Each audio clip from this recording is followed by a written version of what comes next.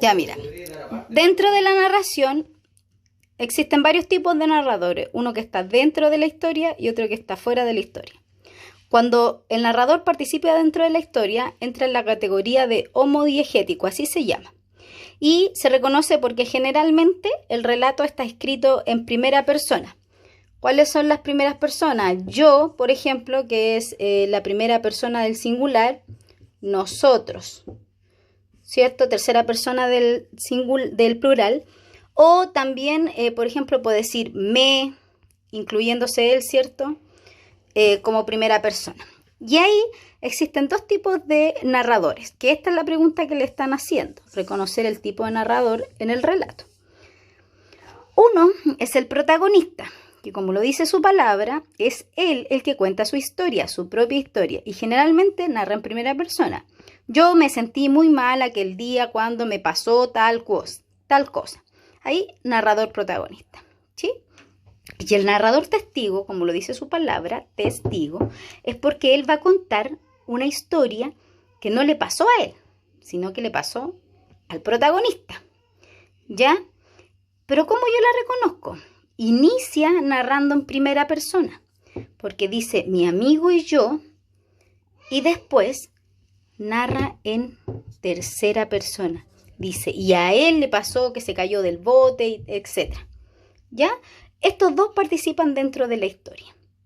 Entonces tienes que identificar en el relato alguna marca textual, alguna palabra que te indique si está narrando en primera persona. Reconocer este tipo de marcas textuales, si aparece un me, un yo, asentí, por ejemplo, ahí está en primera persona, y ahí te va a decir narrador protagonista.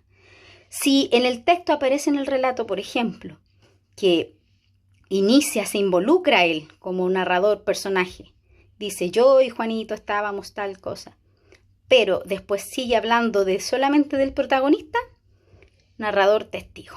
Y fuera de la historia, el narrador, en la categoría se llama heterodiegético, existen dos. Uno es el narrador omnisciente. El narrador omnisciente es el que sabe todo lo que pasa en la historia, todo lo que ocurrió, lo que está ocurriendo, lo que va a ocurrir, lo que sienten los personajes, lo que piensan los personajes. Y el otro tipo de narrador es el narrador objetivo. Lo explico inmediatamente. El narrador omnisciente, como te lo dije, sabe todo lo que va a ocurrir en la historia. Siempre le digo a los niños yo que es como el dios de los textos narrativos, porque sabe lo que sienten, lo que piensan, lo que va a pasar, etc. Y narra en tercera persona. Pero yo lo voy a identificar porque en su relato va a decir, y Juanito pensó, por ejemplo, ya, si se pensó, ¿cómo vamos a saber nosotros qué estaba pensando Juanito? No lo puede saber nadie más que el narrador omnisciente. ¿Ya? Bueno, por esos elementos se reconoce el narrador omnisciente. Narra en tercera persona y sabe lo que sienten los personajes, lo que piensan, a veces lo que piensa el personaje con el que está hablando, las intenciones que tiene, etc. Y el narrador objetivo también narra en tercera persona. Pero la diferencia es que solamente puede contar lo que puede ver u oír. ¿Ya? Oír, hay un hiato ahí. Ya. Lo que puede ver u oír. Es como el copuchento del texto narrativo. Él lo está viendo, imagínate que está viendo por la ventana o está viendo detrás de un árbol y está contando lo que solamente está viendo y lo que está escuchando, pero no tiene mayor información del texto. O sea, no saben lo que piensan los personajes, no lo saben lo que sienten.